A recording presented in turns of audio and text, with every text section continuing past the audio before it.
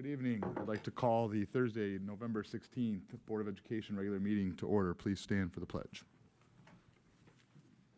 Pledge allegiance to the flag of the United States of America and to the republic for which it stands, one nation, under God, indivisible, with liberty and justice for all.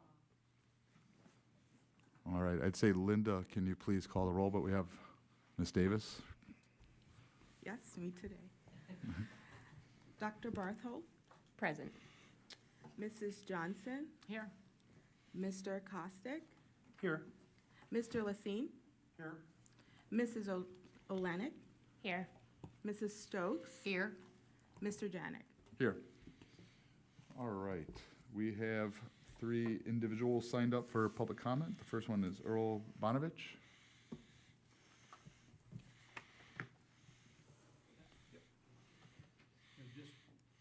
Hit the button. Hit the person talking button. That one there. Awesome.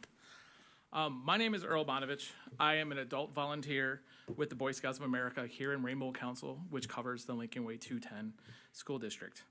I'm also a parent of an alumni and a current student at Lincoln Way East. I'm very happy with the education and overall program that East and Lincoln Way 210 have provided to my children and the community. I've spent the last 17 years involved in scouting at various levels and have been absolutely blessed to be around some of the greatest youth in our community and have a firm belief that our future is very bright with them being our future leaders. I'm here tonight on behalf of these scouts that are here with me tonight and several others that are enrolled in our schools and soon will be enrolled in our schools as they enter high school. The Boy Scouts of America and the Girl Scouts of the United States promote and support our youth communities through various programs and goals and ranks through their programs in which they can earn. The BSA Eagle Scout, the BSA Venturing Summit Award, and the Girl Scouts of the United States Gold Star Award are some of the highest awards that they can achieve by a scout. These awards require the scouts to be active leaders and stewards of their community. When these scouts achieve the ranks of Eagle, Summit, and Gold Star, they have completed significant time as a leader, as well as anywhere between 20 and hundreds of additional hours of community service, well beyond the minimum necessary to graduate. Some of these scouts have dedicated their projects for their awards to our school system, our departments, such as the music and other various departments within our district.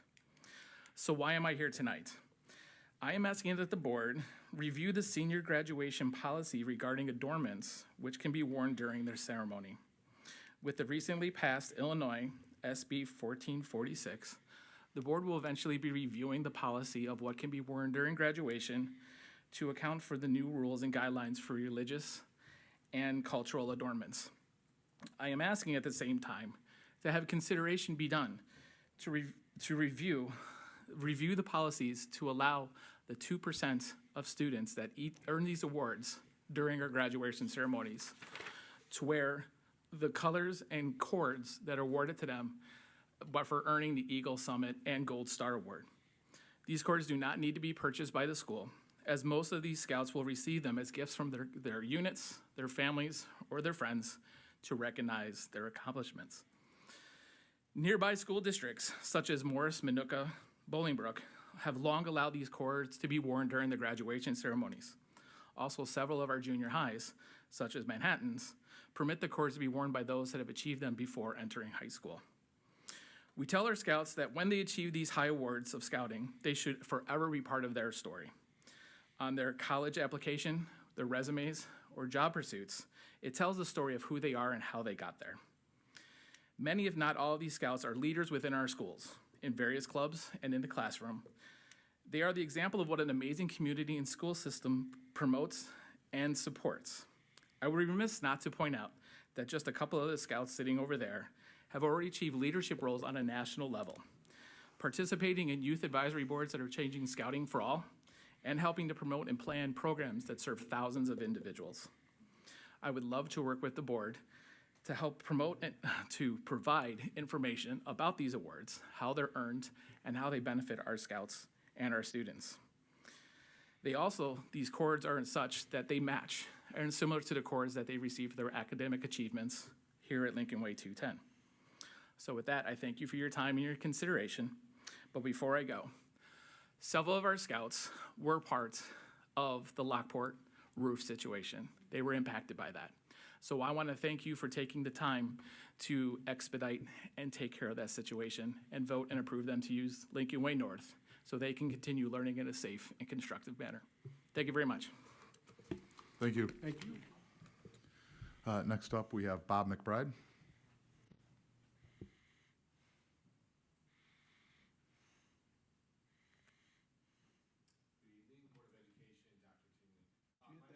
McBride, oh, I've got to hit the person top. There you go. Got it now? There you go. Hey. My name is Bob McBride. I'm the superintendent of Lockport Township High School District 205.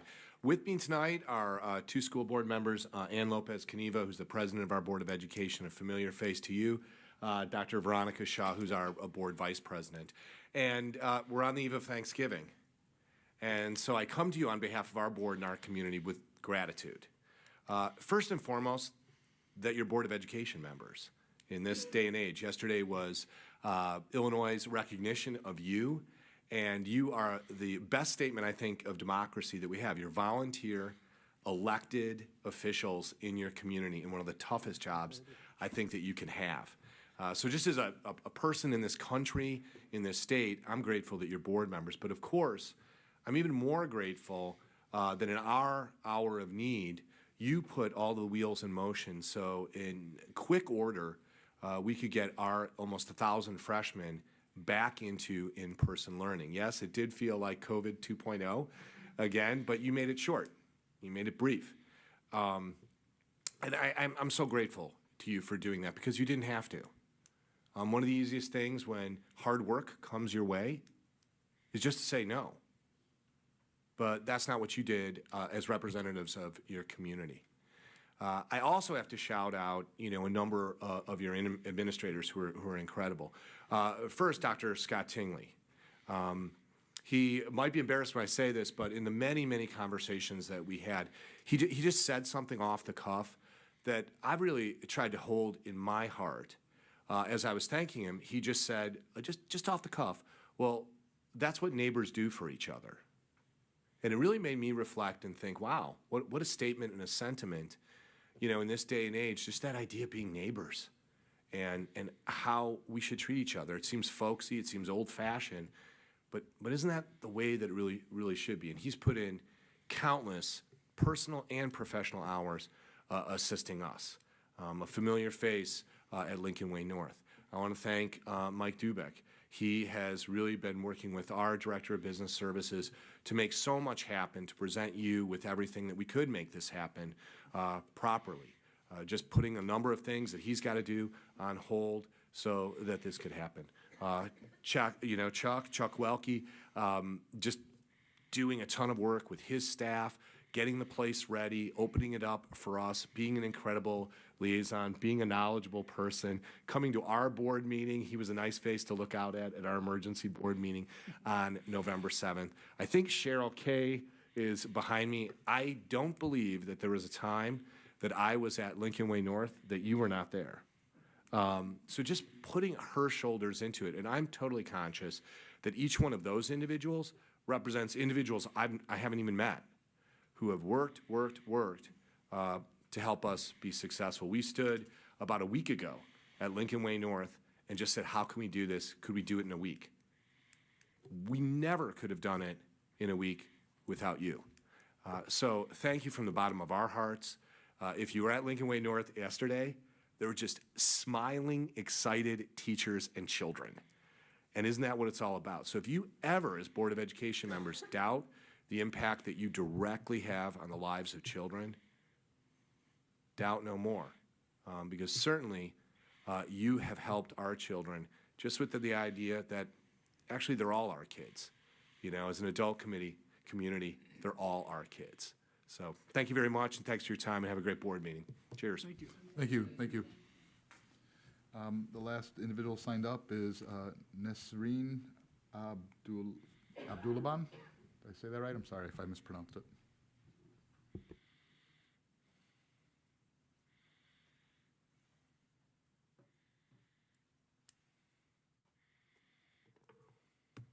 What do I press? You're on. Honestly, I wasn't prepared to speak. I was just gonna be here to listen, kind of see everybody, and that was basically it. But then I decided to put my name down, and it's because of something that I seen that was on the website. And it's in regards to how we have celebrated World Kindness Day. So 2 days ago, the District 210, I'm assuming the entire staff and everybody involved and students throughout the entire district, celebrated World Kindness Day. And I think that's something something great to do, and allow the students to, and staff take part. But as I looked through the website, I noticed that there was nothing that someone could look, like what was it that was done in regards to World Kindness Day? It was just very general and some pictures, so I don't know if there was any links or anything provided. That would be something nice to put up there for some people that can't attend, or just see things that are on the website and think like, oh, I wonder what this was all about. Because there's a lot of things that I do see in there, or sometimes we're able to watch the live, which is great, and that's something that's amazing that you guys do that, because not all board districts offer that, which I don't know why, but, so for people who can't attend, that's something important to, be able to catch up on and see.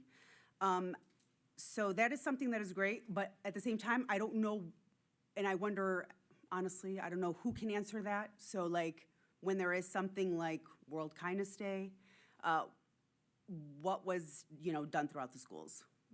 What is in regards to? It's just it's like a blank statement. World Kindness Day, which is great. It's great that they have it, but, out of curiosity, I wonder what that is. In light of that, I just wanted to say that I have contacted a few principals throughout the district that involve my own children. So I have a high schooler who attends Lincoln Way West, and I have a younger child who's in a different district, but we're all the same community. But I basically contacted them in regards to things that are going around in the world that may be affecting people within our district or community. And I looked through some of, throughout these few weeks, I've actually been going through some of my kids' texts and looking at them and seeing what's offered, what's provided, and sometimes, honestly, some things that are in them are confusing, because we will have topics within a textbook, and it'll be missing certain things that kind of either go before or after. So these are just some things that I wanted to put out there, because I wonder if there is something that can be done, and if a parent has a concern in this regard, who do we contact? Like, who do we contact? Who do we go to? Like, what's the best route to go about it?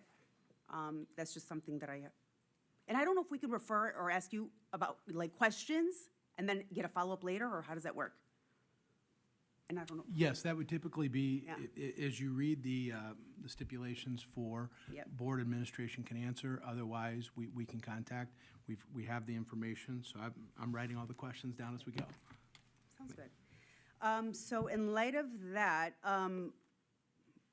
I would just like to say, recently, within our own family, we've lost about 46 and counting family members. The issue in Gaza is affecting some people within the community directly. We have some friends of ours who are doctors who are currently there, journalist friends who are currently there, artists friends who've died who are currently there. So my question to you, and mind you, I'm constantly thinking about faculty, staff, anyone who's been affected by this in general. This has to deal with the world. We celebrated World Kindness Day. So I'm wondering, I feel like we need to make sometimes the connections. I don't know how much of this is discussed. I do know, I can tell you within my own family that it's difficult to discuss, because I feel like they go to school and they live one way, but when they come home, they know how much this has affected our own family.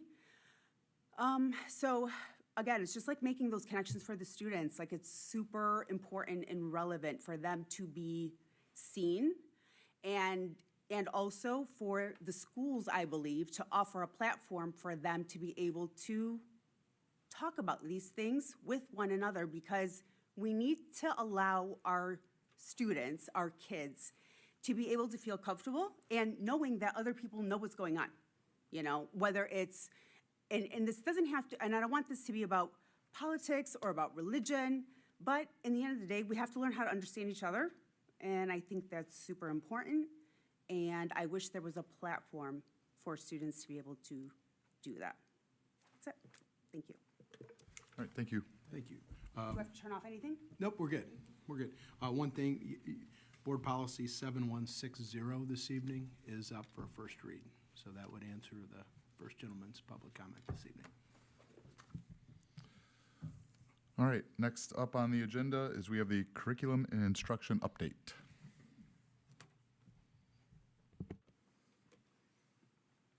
Good evening. I'm here to share with you this evening some information with regards to the school report card. As you may be aware, on October 30th, the Illinois State Board released the school report card and allowed us to officially share our summative designations. So at that point in time, we were recognized officially as exemplary, which recognizes us as the top 10% of schools in the state of Illinois. Quite an accomplishment. As a side note, we are the only 3 or more school high school district that has all of our schools as exemplary schools. Quite an accomplishment. As a reminder of what that means, so the summative designation is comprised of 2 components, the academic indicators and then the school quality and student success indicators. 75% for the academic, and you can kind of see the breakdown that you have there. In the upcoming years, they'll be adding 2 more, the college and career readiness indicator and also the fine arts.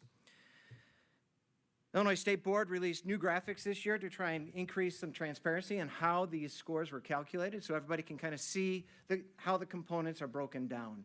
So up on here, you can kind of see where the scores are for each of our high schools and the different categories and the points that we've earned in each of those. When you look at it and you see the big box in the middle that says graduation rate, it doesn't mean we have a 50% graduation rate. That means we earned all of our possible points because of our graduation rate. Here's just a snapshot of the school report card. You can obviously find all this information out on the web. But one of the things that I like to highlight when I look at this page is down in the bottom left-hand corner, and that's that of chronic absenteeism. We know that our chronic absenteeism is at 13%. It's not something that we really are proud of, but it's something that we're aware of. We're paying attention to it. When we look at that compared to the state average, which is nearly 30%, we're still in a good spot. These are things that over the past couple of years we continue to try and pay attention to and improve our student attendance. Now we get into the fun stuff. This is where we start to compare the results. This is things that you're not able to really see when you look at the school report card on the website. This first graphic shares with us the SAT composite scores over the last 2 years, the 2022 and the 2023. Those are indicated by the bar graphs that you see there. The black line that kind of goes through that whole thing represents the funding capacity for each of those school districts or each of those schools. Funding capacity is defined as just the amount of money that is spent in comparison to what the state says we should be spending. We're spending all the money that we possibly can, but according to the state, we're only spending 73% of the funds that are necessary to educate students. So with that, we're getting a good bang for our buck. Our students are performing very well, knowing that our available resources are only allowing us to have 73%. Another graphic that we like to look at is the graduation rate versus 9th grade on track. The graduation rate is indicated by the bars, and 9th grade on track is indicated by the black line that kind of goes through the whole screen. What we hope to see is that if our 9th grade on track is lower, we want to make sure that by the time that students graduate, that number is actually growing higher. So we can see here that we are above 95% in all categories for both graduation rate and 9th grade on track. So as we get through this, we know that if they're struggling students, we're finding them, we're helping them, we're getting them through so that they are able to graduate by the time they're done here at Lincoln Way. We continue on and looking at some of the other exemplary schools. There are 65 exemplary schools in the state of Illinois this year. We are 3 of them. But up here you can kind of see I took a sampling of the various schools. Over on the far left, we start with the University of Illinois High School, IMSA, and then kind of work our way down through Hinsdale, Naperville North, and then Lincoln Ways, and so on. So you can kind of see where we compare with those schools, along with the funding capacity that is associated with each one of those. really looking at how we compare to others that we really relate to. This graphic compares Lincoln Way comparables. Those are the ones that we compete with, both academically and athletically, and also some of our surrounding neighbors. So within this grouping, you can see we're in the top three. Compared to the state of Illinois, we're well above the average that the state of Illinois has set. So you can see there from a 31.6 for students on the EBRW benchmark to here at Lincoln Way, a minimum of 52%. We are on the right track. Looking at a 3-year trend. Now, it's difficult to compare different groups of students when we look at this graphic, but it's always something that everybody likes to see and pay attention to. So here I have a 3-year trend of just the percentage of students that are meeting the EBRW benchmark. And you can see that in this group as a whole, there's been a slight upward trend, about 1.5% of an increase over the past year. So we continue to see this. We continue to look forward to that. Again, outpacing the state. And in this category, most everybody has experienced that upward trend. We move on to the math benchmark. Same comparables that we have as we look at this. You can kind of see where we are at, 1, 2, and 5 here in the math, compared to the state as 26.7, and then Lincoln Way West at a 46, and Central at nearly 50, and East at a 55%. Doing the same comparison, we look at how that trend has gone over the last few years, and you can kind of see the trend. Unfortunately, one of the things that we've noticed is that we're not alone in seeing a slight decline in the performance of our math performance, but actually statewide, it's nearly a 5% decrease in the area of math. There's all kinds of factors that come into play with that. This test was the one that they took in the spring, so it's not a digital component. It's the same test that they took last spring. But the students that took the SAT in the spring, they were our students as freshmen the year of COVID when we were on a split schedule, an A and B schedule. Now, when we look at all of the schools in the state of Illinois, each one of those blue dots represents one of them. That's going from left to right. From bottom to top, that's the average of percentage of students that met the benchmarks of both EBRW and math. And so you look over on the far left, you can see those are the schools all the way up at the top there. Who are they? Well, they are the charter and the magnet schools in the state of Illinois. The Walter Payton Preps, the University of Illinois High School. Those are those kinds of schools that recruit their children and bring them in. The next grouping is those that are meeting in that 60 to 80% meet and exceed range. That's next 4%. Most of them are up in Lake and DuPage counties. So where are we? We are right there. We are just underneath that 60% threshold. When you look at where our schools are at compared to everybody else in the state of Illinois, I'm proud to say that we are in the top 7.5% in testing performance for our students meeting the benchmarks. So not only are we an exemplary school as recognized by the state of Illinois, but we are in that top percentage for the performance on the SAT. Our students and our teachers and our administrators do an excellent job in making sure that our students are prepared and come out with a well-rounded education. If there's any questions, I'd be happy to answer. All right, any questions for Dr. Murphy? All right, thank you, Dr. Murphy, appreciate it. I know all the schools are pretty competitive, so they're gunning for next year already, trying to switch spots. All right, next up, we have the fiscal year 2023 audit report.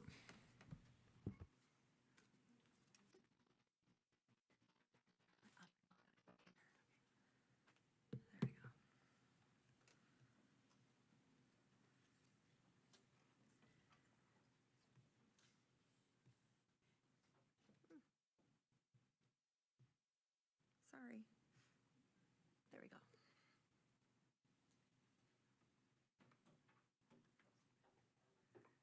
Good evening. Tonight we have Katie Napier and Sarah Kurzowski from Wormer Rogers, Doran and Ruzon, our accounting firm, here to present the results of the FY23 audit. I'll let them go through the details. You're going to be going through every single page of all those reports in front of you, so be ready. No, I'm kidding. No, but just high level, everything went really well again this year. They'll tell you a little bit more about our, we have a clean opinion We have a management comment letter that they issue every year. This year, there were no new comments that we received related to improvements in internal controls that are necessary. And finally, looks like our financial profile score is going to be such that we will be designated by the state with a recognition status this upcoming spring when they announce all of that. So that's good news as well.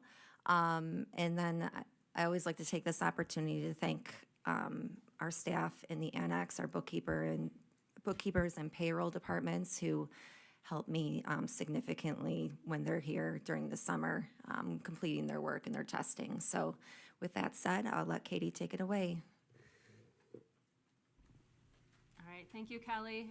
Thank you for having us tonight. My name is Katie Napier. I was the partner in charge of the district's financial statement audit this year. So I'm just going to go through a few pages out of the report that I think are some of the highlights. If there's something that I don't touch on or questions that you have, please feel free to stop me, or we'll have some time for questions at the end. But basically, as Kelly had mentioned, we come out at the end of the year, so after June 30th, 2023. We're typically on site for about 2 weeks. We go back into the office and kind of do more testing and more of the report preparation. But when we're out, we do all different types of procedures, testing, reconciliations, just on the 1 year of activity. And what that is meant to do is our job is to issue an opinion on the district's numbers. So in our report, it takes us 3 pages to basically say what you see on the screen there. In our opinion, the fiscal 23 financial statement numbers, it was a clean opinion on the modified cash basis of accounting. So that means that we feel that the numbers are materially accurate. That's the best opinion that you can receive. This next slide kind of just shows, it's a high-level recap of some of the activity that happened in fiscal 23. So as you'll see, the fund balance as of June 30th, 2022 was about $56.8 million. And as of fiscal June 30th, 2023, the end of the fiscal year under audit, it ended at $54.8 million. So we'll kind of take a look at what transpired through the year to get to those numbers. Just a note, you'll see that general fund. So that is actually made up of 4 of the district's funds combined. It's the education fund, O&M, working cash, and tort fund. And then that non-major governmental fund is IMRF and Social Security fund. So this next page, this is actually the district's revenues received in fiscal 23. So I'm looking all the way at that right-hand column, the total governmental funds in general. Total local sources came in about $121 million. That's mostly property taxes and student fees. That next section is state sources. That came in at about $12.5 million. Federal sources were about $2.8 million. And then that on behalf number, that's actually a non-cash. You'll actually see it on the expenditure side too. But what that represents is the amount that the state contributed, TRS and THIS, on behalf of the district. So we'll see it on the next page. It's actually a net zero on your fund balance. This next slide is the expenditures of the district in fiscal 23. So if you see on the total governmental funds, total expenses were about $170 million. You'll see capital outlay was about $8.1 million of that. Your debt payments, interest and principal. You'll see in that debt service fund, the debt service is on your bonds. And then in the transportation fund, you're also going to see some debt payments. That's actually the district's bus leases. That's where that's reported. And I want to point out here, so if we look at the last row, total governmental funds, excess deficiency of revenues received over expenditures dispersed, it's about a break even though on that previous page, we saw that deficit of about 2 million. So cash in, cash out, about break even. But we'll see on this next page, there were some other unique activities of the district that led to that 2 million deficit. And that's what the other financing sources and uses are. So that's mainly what you're seeing here is there was some transfers between funds in fiscal '23, and then there was also a bond refunding. So that's where that negative 2.0 million is coming into play. Even though there was a deficit this year, the district's debt restructuring plan, you'll realize those economic gains over the next 10 to 11 years. And then you'll see their total governmental fund balance for all funds is 54.8 million. Of that, the general fund is 29.8 million. That's mostly all unrestricted money.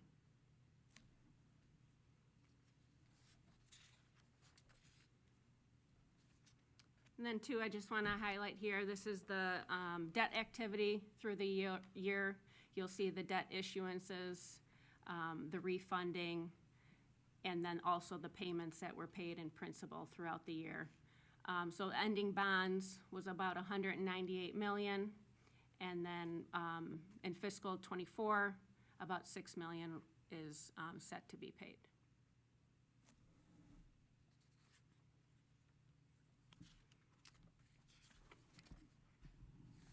Sarah, who's the in-charge on the district's audit, she's been the in-charge for the past about 3 to 4 years. She'll just give you a little recap of the single audit activity of the district. So the single audit is required when district has more than $750,000 of federal expenditures.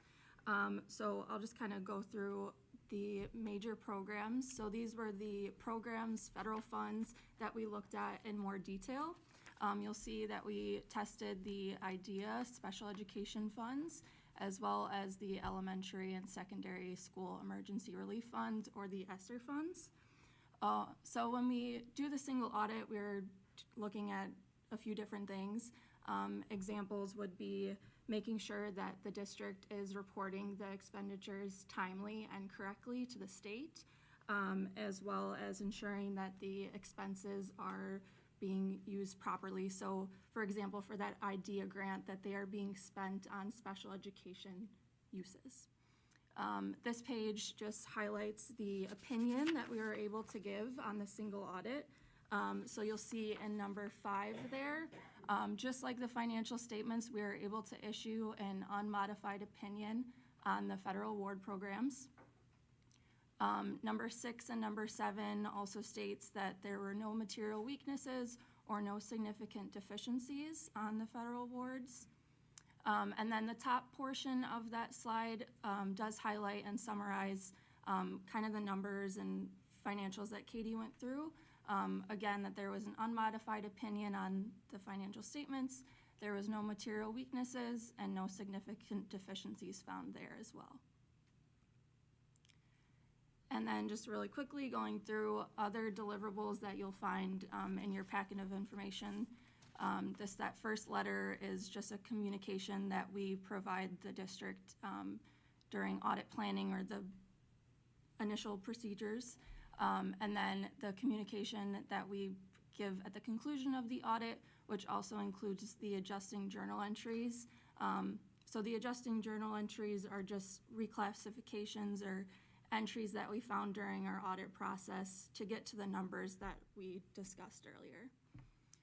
And then the management letter, which Kelly also went through at the beginning, those are just recommendations that we have during our audit procedures for the district on any improvements that the district could make.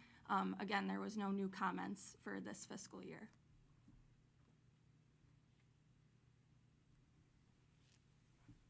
And then this last slide is actually Kelly had mentioned too.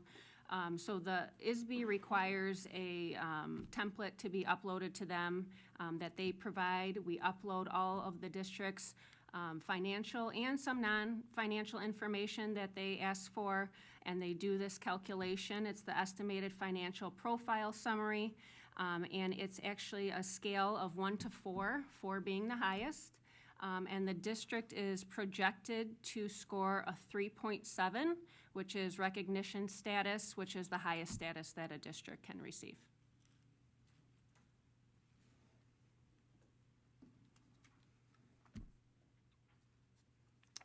That is all we had.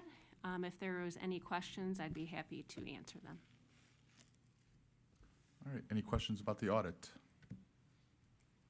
I had one. For the opportunities for improvement, I know we've had on the management letter, the appraisal of all the assets. Are you aware of any districts that are our size that actually do that? I actually have a few that do, yes. Okay.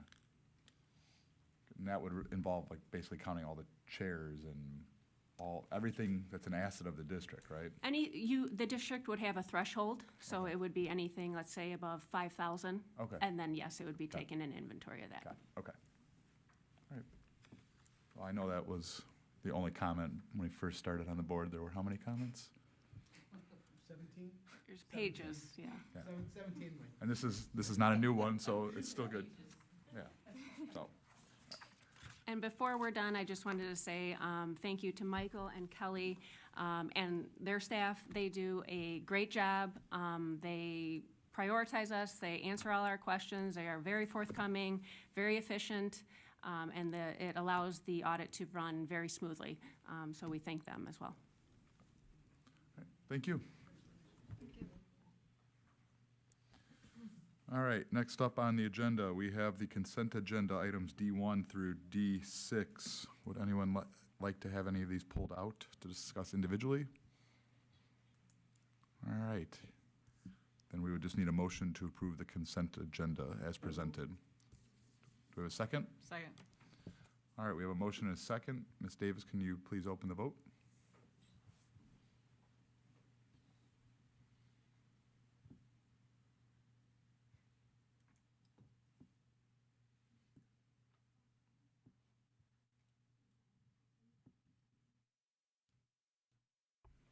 Voting is open.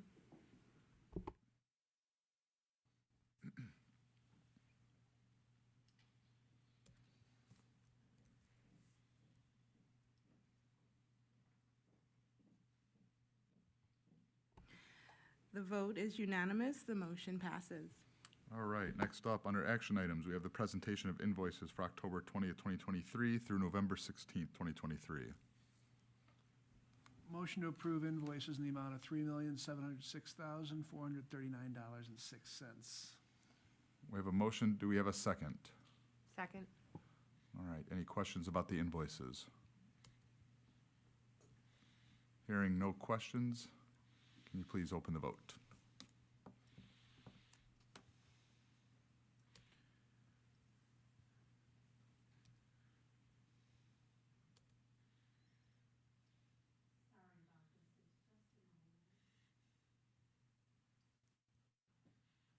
Voting is open.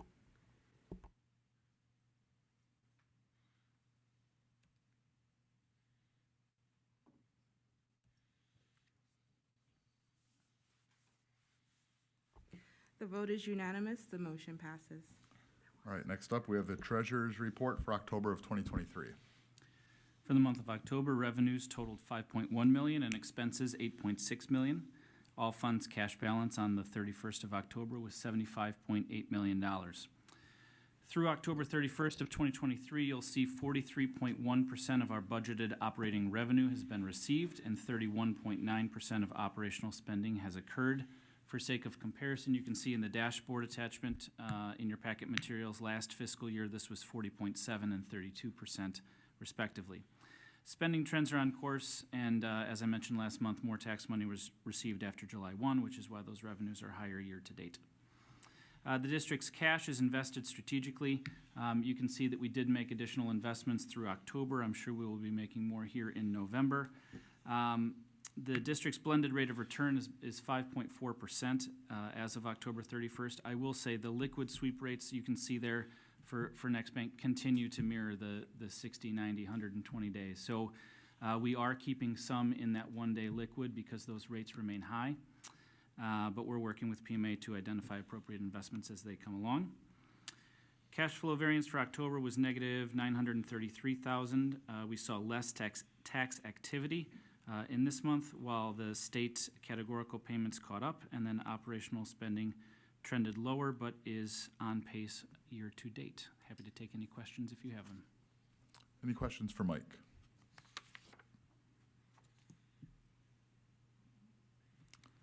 All right, hearing no questions. Can I have a motion to approve the treasurer's report as presented? So moved. All right, we have a motion and a second. Can we please open the vote?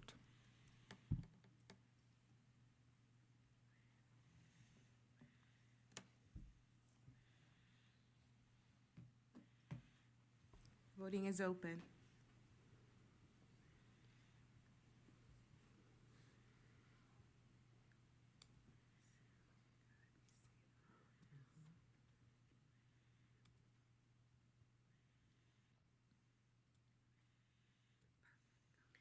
The vote is unanimous. The motion passes. All right, next up is student activities report for October 2023. Student activities report is included in your backup materials for your review for the month ended October 31st. The total activity fund balance was $2,365,807. Revenues of $398,265 and expenditures of $531,379. We do have 5 that were negative balances, all due to timing. Some were already back in the positive. I know the boys' basketball is central. The fundraising is due tomorrow, so that will be wiped out by the end of the evening, and as well as girls' basketball should be done here at the close of next week. I'd ask for approval of the student activity report as presented. All right, can I get a motion to approve the report?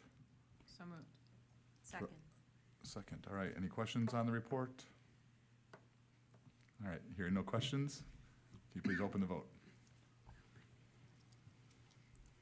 Voting is open.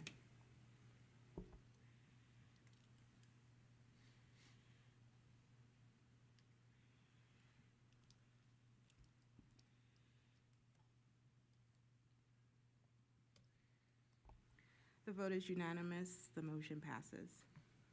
All right, next up is the 2023 tentative tax levy. There are multiple documents provided in your packet materials this evening. The first is an FAQ, which is an informative resource that just explains the tax levy in layman's terms. That's a document I put together, we've used for a couple of years now. A cover memo is there, which summarizes this year's levy details. I will present that briefly through this slide deck tonight. There are also more specific calculations that show the details on a fund-by-fund basis for those of you that want to take a look at that. And then there are 2 documents uploaded in board docs that aim to communicate that Lincoln Way continues to spend very responsibly. We have the lowest operating tax rate and the lowest operating expense per pupil in the area, and so those documents are there for your review as well. If you'll take a look at the cover memo, you can either follow along on the slide deck or open up the cover memo in board docs. And I'll just walk through that section by section. So in the overview, as you know, our community's local tax dollars account for 71% of our operating revenue. So this is the single most important revenue stream in our budget. For board members who may not have approved tax levies before, and for anyone who might be watching virtually, the process for the tax levy follows very specific steps.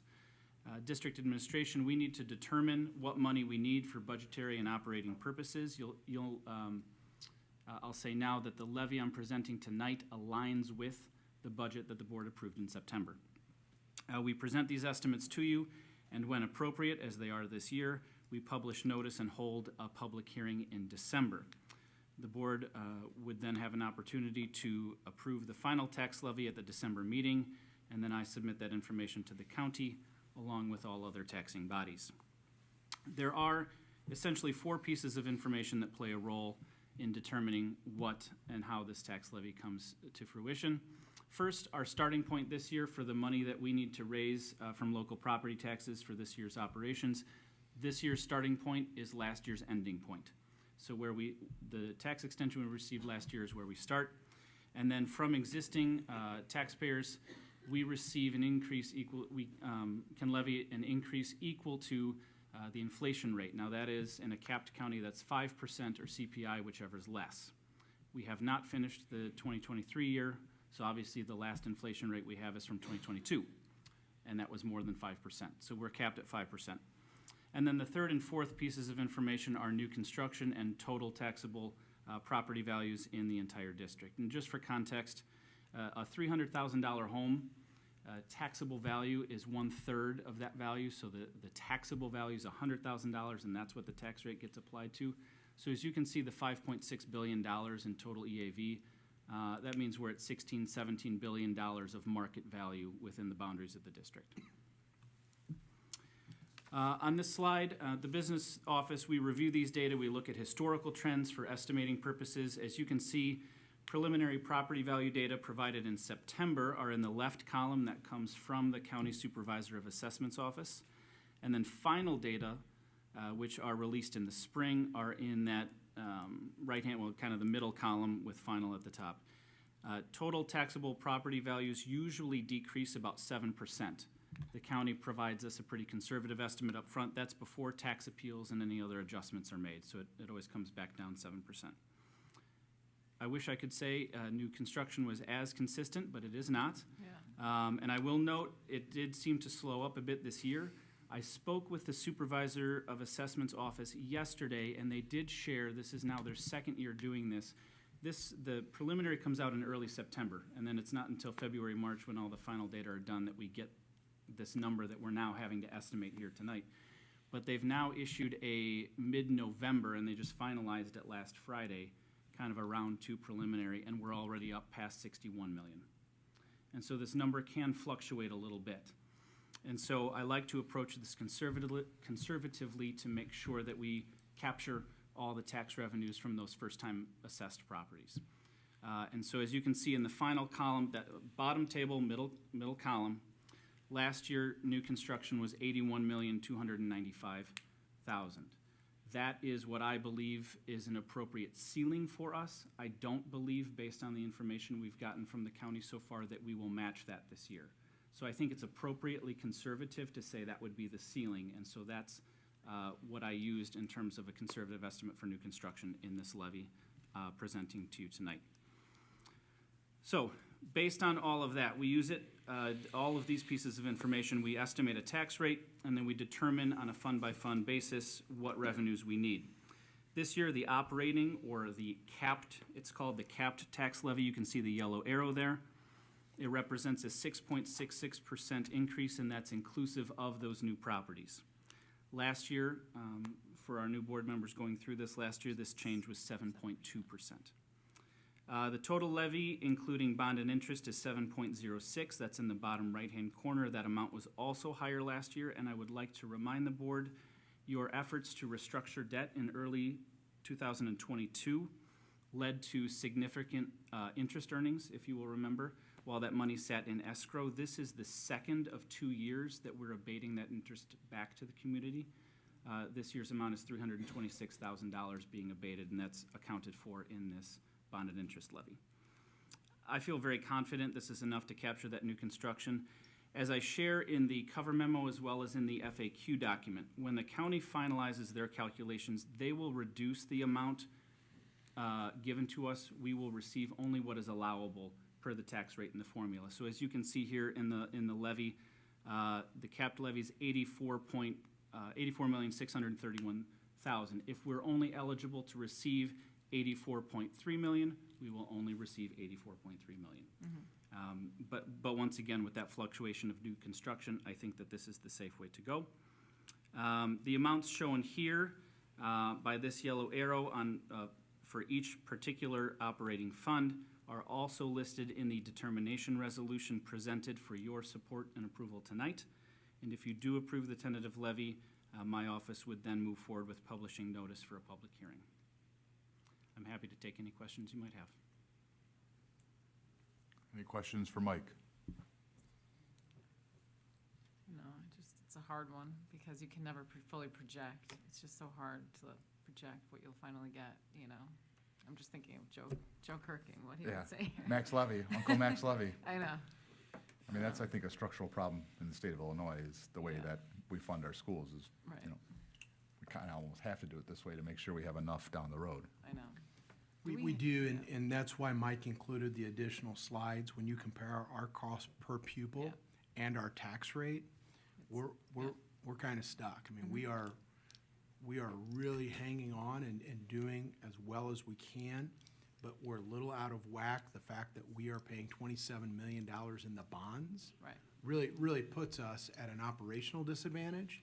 Now, 9 to 10 years, so I won't be Right. sitting at this, but we'll be able, that's when the discussions will have to probably start happening in 5 to 6 years of what the plan would be. But I agree, you know, it's a difficult conversation to have. Obviously, that 7%, our taxes aren't gonna go up by 7%, but that's what we have to ask for. Right. Yeah. Just to make sure we capture all the new property. And it is tough, but I think it's good to refer to those other comparables, just kind of as a difference, you know, for instance, that, you know, you look at a Lockport or Joliet that is able to spend millions more than we are given the same student enrollment. Speaking of 5 to 6 years, how often do we get the enrollment projections? It's in the superintendent's report this evening, so Oh. once a year. I'm about We'll to hit hear it about tonight. it. That's perfect. Well, because Yeah. I agree that it has to do with, you know, a lot of this has to do with enrollment. Yeah, you know, enrollment, yes, so but to answer that question, typically every November, because it's, once we get the Illinois State report cards, we take the actual data, put it into a chart, and we'll discuss that tonight. Yep. No questions. Any other questions on the tax levy? All right, hearing no additional questions, can I get a motion to approve the tentative tax levy? So moved. Oh, second. All right, we have a motion and a second. Can you please open the vote?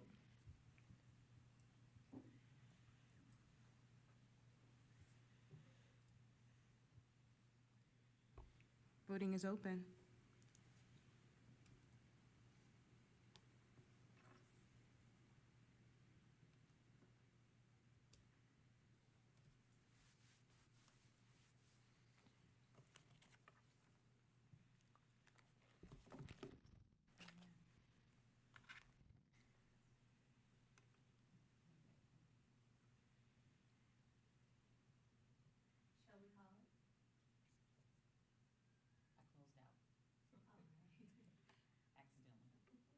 Mrs. Stokes? Aye. All right. The vote is unanimous. The motion passes. All right, moving on, we have the intergovernmental agreement between the Will County Sheriff and Lincoln Way Community High School District 210. Included in our backup materials is an updated agreement with Will County. We've had different variations over time. We've had different sheriffs. We've changed different policies over time. And so this is an updated document that is up to code, current law, connected to our policy, connected to the Illinois State Board of Education, connected to Illinois state law. So this is something that I've been working on with Detective Dirk Obermeyer since this summer. And so this is the completed draft, so to speak. It has been approved by our attorneys. It's gone through the Will County Sheriff's Office. Would be able to do my best to answer any questions, but this would be an update to our agreement, and then we would continue to review this. I think we need to do it annually just to make sure to update any changes that might be through law. But this is a pretty thorough document, and I think helps help with the overall agreement. I'd be happy to answer any questions you would have. I may have missed it in here. When does this take effect? Is it for next year, or is Well, it for? we have, geez, they've been here for 20-some years. Right. So this would be an effective date. Our board would approve it, Will County Sheriffs would approve it, and then this would be the ongoing document. Okay.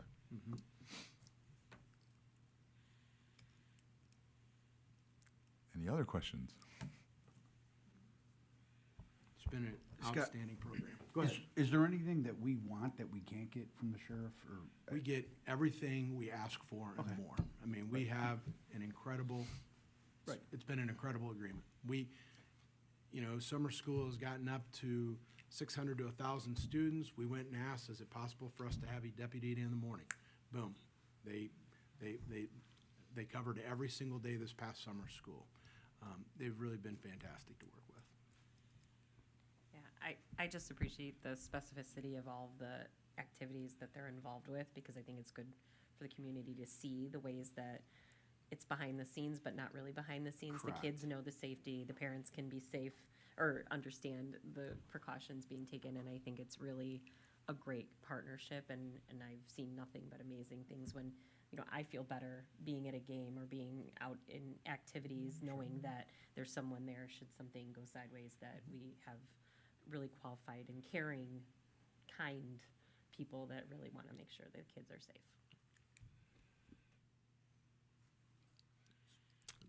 All right, if there are no further questions, I need a motion to approve the IGA as presented. Do we have a second? All right, we have a motion and a second. Can you please open the vote?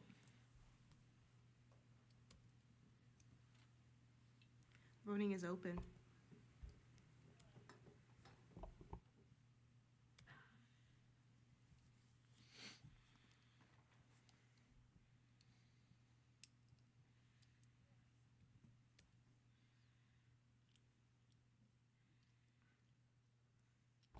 The vote is unanimous. The motion passes. All right, next up is the music equipment bid. This is an annual bid built into the music department's budget. This is for instruments and other capital items. They went out to bid again for instruments. There were 5 vendors. This year, Quinlan and Fabish came in with the lowest cost across the board. Typically, this is a mixed award. Now, I'll tell you, the interesting part here is this is under $25,000. We don't even necessarily meet the threshold for bids here, but because we did bid it out and we didn't know the cost, I think it's good to honor that process, make sure we have board approval. So I'd ask for your support to award these purchases to Quinlan and Fabish, and then I would also say that because this amount is smaller than normal, that's because our music department chairs are looking at some lockers and some other pieces of equipment that they're doing some research on right now, and we might come back with a secondary bid in the spring or at some point later this fiscal year. So. All right, can I get a motion to approve the music equipment bid? So moved. All right, we have a motion and a second. Any questions about it? I had no idea clarinet was $3,200. Yeah. Holy cow. It's made of gold, Joe. It's made of gold. I guess so. You said that they're looking for lockers and stuff. We have enough storage for everything we're buying, right? We do. So We they're do. looking to improve some. They're looking for update. some updated, yep, some of them are just pretty tired and needing of replacement. So we're not there yet, and that's why I didn't want to bring it tonight. This is just for the typical yearly instruments. And I don't have any kids in the music program, so I'm just gonna ask some questions that may sound dumb, but, so we're buying these, do the students then rent them from the district, or do they then purchase it and keep it? How does this all work? Yeah, these are ours. Okay. So these are the districts, the students can either, rent them, use them on a yearly basis, things like that. Many of our students buy their own instruments and have their own instruments, and that's fine as well. But certain instruments, especially if you have maybe say it's a freshman or someone starting, and a tuba is a very large instrument, it's a very expensive instrument, family might not want to buy that up front. So we do make sure that we have instrumentation available for our different ensembles. Gotcha. My daughter's in violin. We'll see if she goes on to year 2. That's all I'm gonna say. All right, so we have a motion and a second. Can we please open the vote? The vote is open.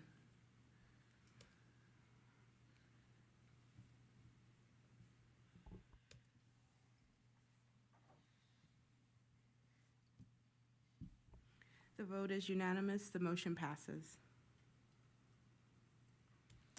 All right, next up, under informational items, report of the Lincoln Way Special Education District 843 Governing Board meeting held October 24th, 2023. The meeting was held a couple weeks ago. I think the biggest thing that they're working on at the co-op is getting additional space for some of their students. Pioneer Grove is very full with the number of students that need services, and in trying to avoid districts having to locate a therapeutic day school or some other location for their services, they're wanting to have the ability to continue to place students. Ms. Rexroad is looking into additional space, so that would be for the benefit of students and shouldn't necessarily impact the bigger picture, because they're looking at space in Mokina where the SELF program is located as well, and then just looking for other opportunities to expand their programming so that they're not overloaded at one location. All right. FOIA requests? FOIA requests included in your backup materials. I'd be happy to answer any questions you may have. Buildings and ground report. Once again, also included in your backup materials, we'll see some changes in that as we go forward now, and we're utilizing North a little differently. So next month will look a little different.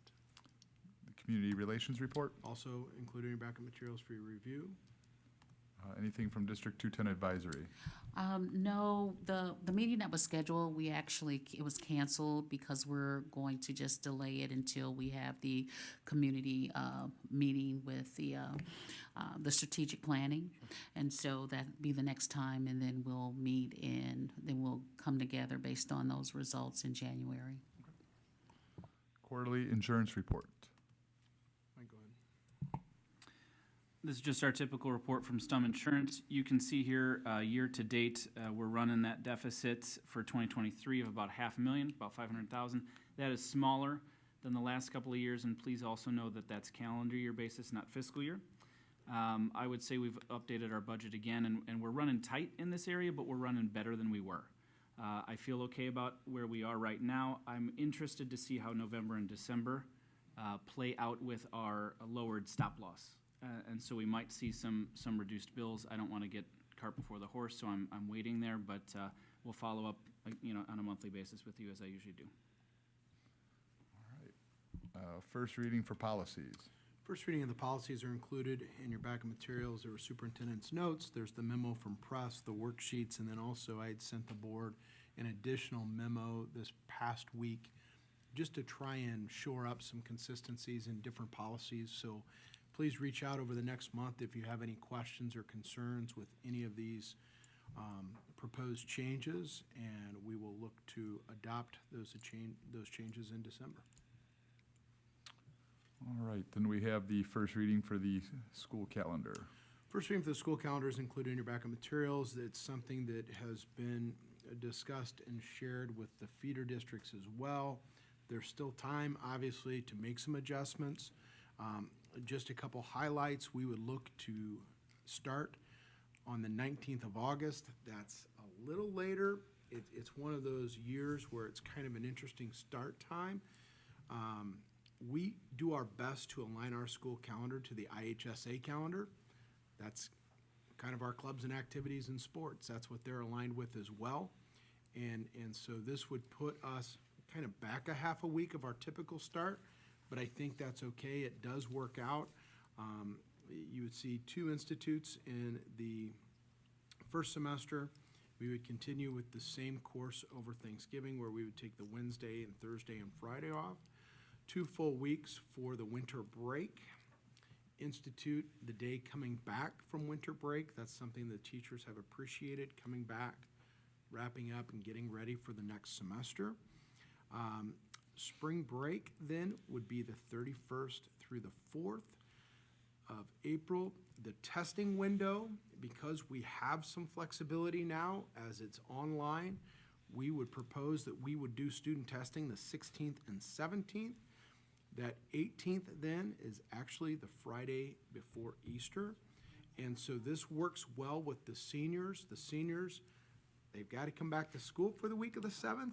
They got to come for 2 days, and then they get their 3-day break. Depending upon when that has been, it's kind of hard to get them there, right? And they're not going to come back on the Friday after the Wednesday, Thursday testing anyway, so it's good just to call it a day, right? And so this kind of works and gives us a day off there at the end of April, and then we would come back and finish the month of May, and We've got proposed graduation dates on here. We've got our final exams. We would go past Memorial Day, which we typically haven't recently, but that's due to bumping that start back just a little bit. I just think it's a hard sell to start August 12th. That seems, the first half of August kind of seems early. Our feeders will start somewhere that first week of the 19th. Some will start the following week, Manhattan possibly, and actually they may even start after Labor Day. There's been some discussion, depending upon how things go. But some of the other feeders typically will start the 21st, 22nd, or 27th, 28th. Happy to answer any questions, as this is just a first read. Has this been shared with the Teachers Association? Yes, Have they had any feedback or input on it? they were okay. We've been working, I don't know, Linda, we've been working on this for about a month and a half, probably 2 months, really. 2 months. And typically, this is about the 17th iteration. So we go through a lot of adjustment. And there may be some changes before I bring it back next month, but we're pretty good with this, I think. Not quite ready to laminate it just yet. Not yet, it hadn't gone to the laminator, no. Were these the graduation dates? Were these approved? Did you do all of them on one day then? We're gonna do them all this year in one day, and so we've purchased some additional equipment, both staging and, I guess, sound equipment, and so we're ready to go this year. I'm ready to give it a try, and the reason this works so well, we host all the feeders as well. So now, we'll do ours on Saturday. Feeders will come to Central in the field house, do all of theirs on Sunday, and then New Lenox will come back Monday evening and do their too. So we'll have one setup inside for all of our feeders. We can travel throughout the district on Saturday, makes it easier, I think, for board members. Our staff's good with it, so we're gonna give it a try. 230 did it last year, I believe, and maybe the year before. They've always done it. Yeah. They've done it for a while. Yeah, Not so that we're way yet. gonna give it a try. Dr. Stingley, just to for the public that's watching, because a lot of people, I'm not the one that, can you explain how you got the pupil attendance days, the 181? We just talked about it, but just to explain. Sure. So your total days with the state of Illinois, you have to present 185, even though 5 are emergency days and you're not going to utilize those. So we have in our contract, teacher's contract, we do 176 days of student attendance, student instruction. You can do 185 in 5 institutes. We do 176 in 4 institutes. That's kind of the way we've agreed to do it. That's what's in our contract. So the total pupil attendance days will be that 176 plus the 4 institutes, which puts us at 180. The calendar has 185. At the end of the year in June, we will go back and take the emergency days out. In fact, this is an antiquated way of doing it, as most districts now do a remote learning day anyway. We've been approved through the ROE and through the Illinois State Board of Education that we're able to utilize 5 of our e-learning days if we were to have inclement weather. But no, very good question. Okay. Next up is the 2023 Resolution Committee Report. Just included in your backup material, this is for the board, for the board's review, for the board's discussion, for the delegate assembly. There were no hot button issues. If you recall, in years past, we would have public comment, and there were some hot button issues. To me, these are relatively, I don't know if benign's the right word, but there's no political or hot button issues. So I think I just wanted to include it. I think it's important that, we'll put it into public for the board or for the public to see. We'll move it into public after the meeting this evening. But I just wanted to include it in the board reports. All right, the legislative report, Nothing to report on at this time. Superintendent's District Report. We did include enrollment in the superintendent's district report. So as you can see, there are some charts, there's some historical enrollment, our fall housing numbers. You'll see that it's pretty consistent. Since 2016-17, we've gone from nearly 7,000 students. We're down to about 6,700, but we had a low point of 6,658 back 3 years ago. So we're holding pretty stable. As you can see then, our anticipated grade levels in the bottom, we've got them color-coded by central, east, and west. You'll see that there's some fluctuations and variance, but nothing for us to do any boundary studies. We're pretty consistent. You know, as I'm sure everyone's heard, District 161, you know, they're looking at consolidating some schools as the trend has been. Their kindergarten enrollment is about 100 students less than their 8th grade. At one time, we were just shy of 500 students in the graduating class of 161, and this year they'll be at about 313. And we typically get 90% of those students. You know, there's always some attrition from all of our feeders. And then there's always, what's not included on here is our private school students, and we do get some students from private schools as well. But this is a pretty good number. We feel pretty good about this, and we've been doing this for, well, back to 16, 17, even before that. But answer any questions you might have. But we do our best to include this every November, just to see that if there's any trends or any changes. Okay. Other district business? None at this time. How'd opening go for Lincoln, or Lockport, I should say? So it went really well. I think I had mentioned it last week in our emergency meeting. I'd always said it would be 3 weeks. It could take 3 weeks. We could have school in 3 weeks, and that was probably the number. I think Chuck would agree with me. 3 weeks would have been a good number. A week was rushed, and that's okay, because they really wanted to get their students in there. And so our team did an outstanding job. Their team worked really hard. And there were some minor issues that you would have if you moved into a house that hadn't been operational for 7 or 8 years. By the beginning, middle of next week, everything's gonna be like clockwork. The bells are working. I mean, it was good. It was good to see. I was just there for one passing period. I checked in on the principal, see if she needed anything. I was in and out, but one passing period, the kids were smiling, having a good time. It was a 18 to 22 minute bus ride, which isn't terrible. I grew up down in the sticks of Illinois, and it was 22 minutes just to get to school every day. So, and that was my own school. So I think that it'll be okay for their short term. But as we discussed, we have a 3-month agreement, and then as we start to get near the end of that, there'll be discussions of whether they would like to extend that, and that's something I'll obviously bring back to the board and stay in communication. But really good start. Proud of the efforts of our people. Chuck and Cheryl and their teams really helped get it going. Will County Sheriff's Department, as they left their jurisdiction in Lockport, there were some issues with the jurisdiction of their school resource officer. So Will County has stepped in and provided support and an officer there in the short term as they work through some of those things. So collaborative team effort, about 900 students in there right now, and seems to be going well. Yeah, I'd just also like to commend the administration, everyone involved. That was a big undertaking. Seemed to go off pretty smoothly.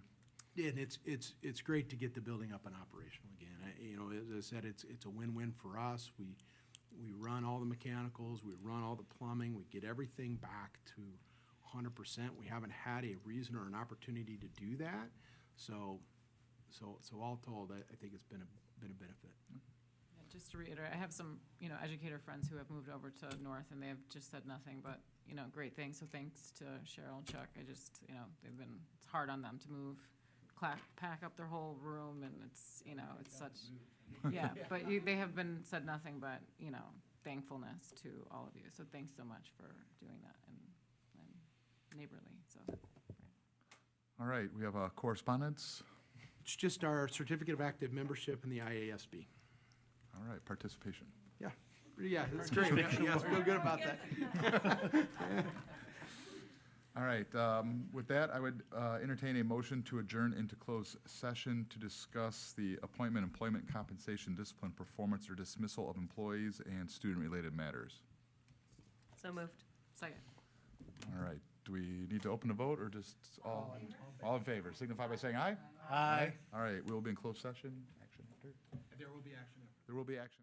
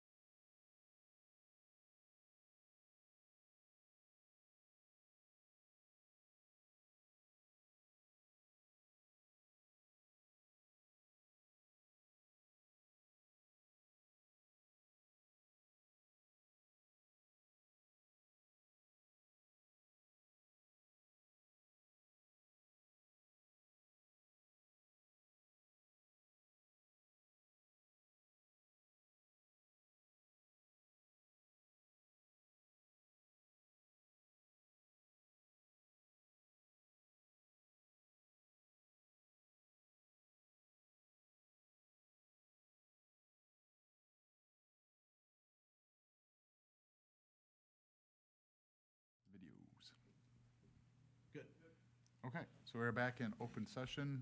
At this point, I would entertain a motion to approve the settlement agreement regarding student A as reviewed in closed session. So moved. All right, we have a motion and a second. Can you please open the vote?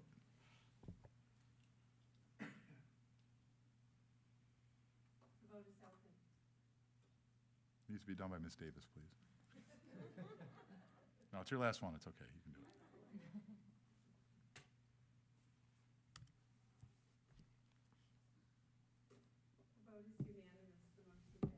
All right, the only other business we have is to say thank you to Linda for all her years of helping us on the board. Enjoy retirement.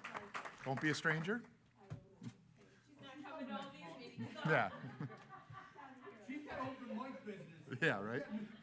Got a lot of problems with you people. All right, with that, I would, well, we're adjourned. We don't need a motion to adjourn, do we? We do need. Oh, we need a motion to adjourn. I always forget that.